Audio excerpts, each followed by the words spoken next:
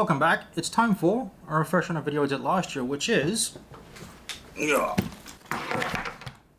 what's in my camera bag for 2022. There's quite a few pieces of equipment in here, but what we'll do is we'll start on the outside and then we'll go through everything that's on the inside, and then you can finally see exactly how this bag is packed whenever I head out to do mostly landscape, but also how I do street photography sometimes as well. So first of all, we've got my tripod, which is my trusty three-legged things Travis tripod. I have had this for a year and a half, 2 years nearly. I forget exactly how long it's been, but it's still doing a perfectly good job. I've got nothing to complain about it.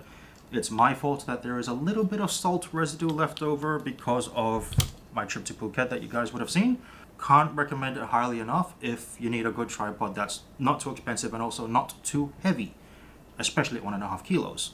And then we've got my trusty water bottle, which unfortunately it's not that big, but at the same time I don't want to bring a really big one with me because that'll just weigh the bag down more than it already is.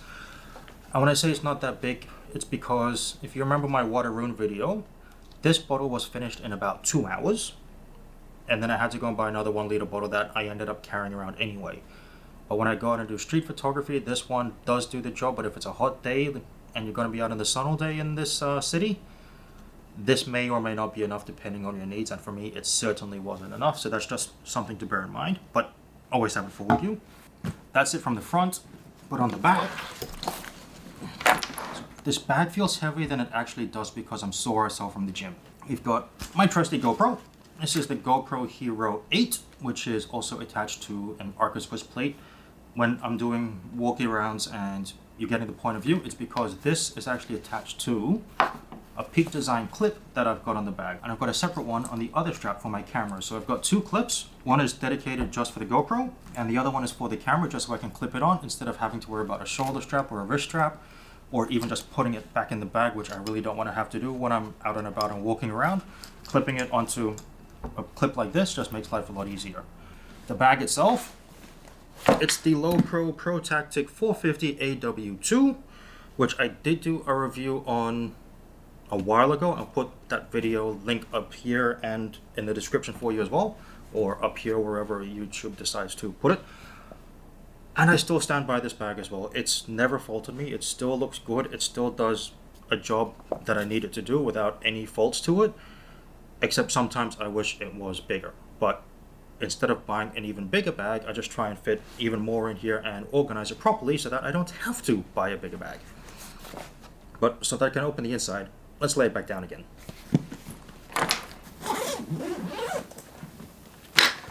So there's quite a few things to take out, but we'll go biggest to smallest. That way it's just easier to organize everything. And the biggest one is my trusty Canon ESR, which right now has the 24-105 f4 on it, because it's still on there from last week's video when I went out to do some street photography in Bangkok. But in saying that, I am considering a new lens to go and do more street photography. You will have to hit the subscribe button and stay tuned if you want to see what that new lens is, and new street photography episodes as well. And my other lens is of course my trusty 15-35 f2.8, which I'm trying to find a location where I can use that next. I do have a place in Bangkok that I've got in mind where it will definitely come in handy indoors because of its low light and wide focal range capabilities, which the 24-105 just isn't going to be suitable for. So those are the 2 biggest ones. I've got my Nissi. This one decided to make an early break for it, a microfiber cloth, which you definitely need to clean your lenses, your filters, even just your phone screen if that gets dirty. And an air blower, which is missing the tip, but that's okay. But if you do have a dusty lens, for a couple bucks to keep this in your bag that can fold up quite nicely and doesn't take up a lot of space, it's a lifesaver to have it. Now the one I wanted to show you, my Nissi V6 filters, the 100 by 100 millimeter system. And this pack has got the 3-stop, the 6-stop, the 10-stop, and my night filter in here. And naturally I can't use those filters without the filter holder. So even if I'm doing street, I'm still going to bring them with me anyway, just in case it's a bright day. I don't want to slow down the shutter speed, then I might have to whip out the 6 or the 10 stop, because you just won't be able to do it otherwise without a filter. Oh, here's another big one I forgot. This is the other tripod I mentioned. You stay. This is the Joby Gorilla Pod with the 3K ball head. I don't use this to hold my camera ever. This is purely to hold the GoPro, like when I was in Phuket, or not last week, 2 weeks ago when I was in Waterroon. I attached this to the banister on the edge of the river, and that's how I caught the time lapse. And because it's a lot easier to carry this around, where I can still use my tripod, than to bring another full-size tripod, because as you can see, it fits perfectly in the bag. So for smaller cameras like a GoPro or even the Sony that I'm filming on right now, yes, this tripod is fine. Even though the ball head can handle the weight of my Canon, I'm still not gonna do it unless it's just to hold it for a selfie sort of thing. What else? We actually don't have that much left. Battery pack. This is for the GoPro or the phone or both, because this one can charge my phone up about 3 times over before it dies. One thing I quickly forgot to say earlier is this isn't a sponsored video. Not a single one of these companies has given me any of this equipment to review and carry it with me on a day-to-day basis. This is all equipment I've purchased myself with my own money. I haven't been given it to it by anybody, and I wouldn't keep it in my bag if I didn't find use for it or if it wasn't any good either. If I don't like it, it doesn't come with me. End of discussion. But back to the battery pack. Because of the way the phone signals are and how quickly a battery can die, especially when you're listening to books, music, whatever the case may be, you don't want your phone battery to run out, bring this with you. Or if I have exhausted all my GoPro batteries, I can at least keep a battery in the GoPro, plug this in, and the GoPro will still work as well. Speaking of GoPro, here are some batteries that I keep in a 3-legged thing pouch. No, I'm not paid by a 3-legged thing, I just really like their gear, and this pouch just makes it easy to store batteries. That's one thing that you should always make sure you've got plenty of whenever you go out to take photos. So I've always got 1 spare battery for the Canon and 2 spare batteries for the GoPro. So far I haven't needed to use more than 3. These look like they're swelling a bit, so it might be time to replace them. That's concerning. Can you let me know in the comments below if swollen batteries are bad, please? Because I'd rather just buy new batteries than a whole new GoPro. I better do some research on that. If I have to buy new batteries, I'd rather buy new batteries. But I just use a little pouch to carry them in because it's nice and easy, and because the pouch has gray and has the orange on it, it stands out quite nicely. And the last part in this big ass section, pardon my French, is just this little adapter so I can attach the GoPro to the top of my camera if and only if I know that I won't be changing the composition, so I can catch both photos and the time lapse at the same time without needing to set up the 3-legged thing tripod, but also the Gobi tripod, because it just makes life a lot easier that way if you only need to set up 1 tripod, and this can attach to the horseshoe of my camera and have the GoPro sit on top. So that's that side done. You can put a laptop in this bag, but if you remember, I've got a big ass gaming laptop. That's not going to fit in this bag.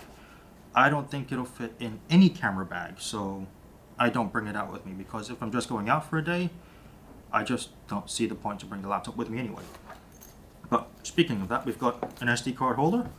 This one does hold a whole range of SD cards, but I've always got spare SD and micro SD cards for both the Canon and the GoPro, because the last thing I want, apart from running out of batteries, is to run out of space to take pictures or videos.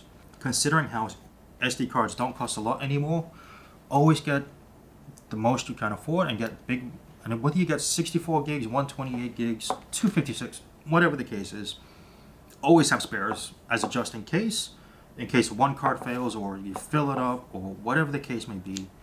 The last thing you want is that you're out and about taking photos, but your card fails on you for whatever reason, and then you can't take photos anymore. And if you're lucky enough to find a card within that time frame that you're out taking photos, great, but most of the time, it's not likely to happen. And last but not least, my microphones. This is my Rode Wireless Go 2. The other one is attached to the GoPro itself. Get over here. So these two pair up perfectly. All I have to do is turn both of them on, and then it starts recording straight away. And the good thing about it, put the GoPro down here actually. The good thing about it is that not only does it save the audio to the GoPro file as well, but it also saves it here as a separate file. So if I wanted to compare the two and choose between them, I just have a little bit of syncing work to do in my video editing later on. But that always comes with me.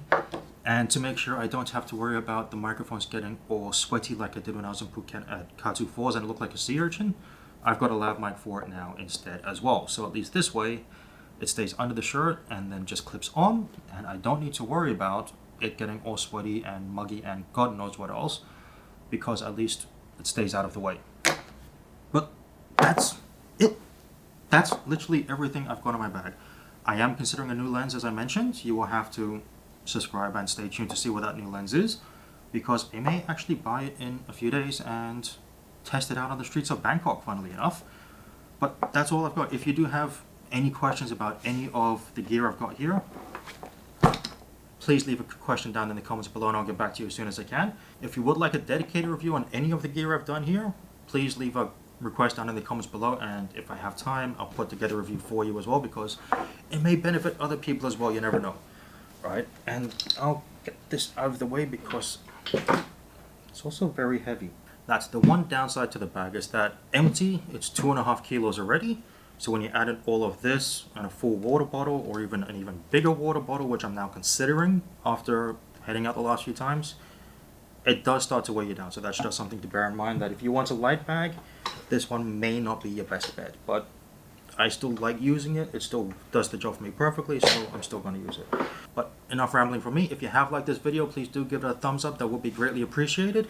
And if you want to see what comes up next, don't forget to hit that subscribe button and tick that little bell, and I'll see you on the next video. Have a good one.